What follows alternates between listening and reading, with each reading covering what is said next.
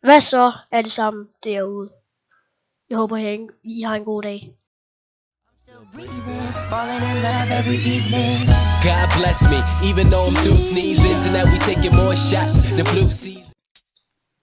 Hvad så alle mine elskede mangoer? Mit navn det er etsmango.dk, og i dag så skal jeg simpelthen lære jer, hvordan man laver det der twitch.tv offline screen. Når du er offline, det gør sådan så, at når folk går ind på din channel på Twitch, så viser det, at du er offline med dit eget custom ting. Så ja, det første du gør, det er at gå ind på twitch.tv.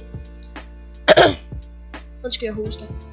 Og så jeg skal lige stoppe det der, fordi at så det ikke bare er noget copyright eller noget. Jeg ved ikke hvad der er copyright eller ej. Det første du gør, det er hvor du går ind på din egen channel eller profil. Jeg ved ikke lige hvad jeg trykker på der. Ja, profile.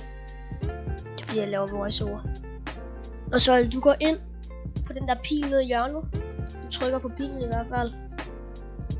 Og så trykker du på settings. Og så går du ind på channel and videos.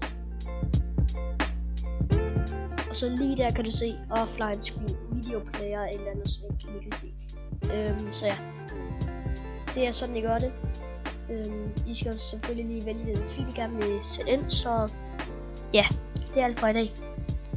Mit navn er etsmango.dk, og I må meget gerne like og subscribe og alt hvad I kan. Det vil jeg sætte stor pris på. Ja, I skal bare gøre, hvis I gerne vil have mere, så like og subscribe. Det bliver jeg meget glad for. Ha' en god dag derude. Yup.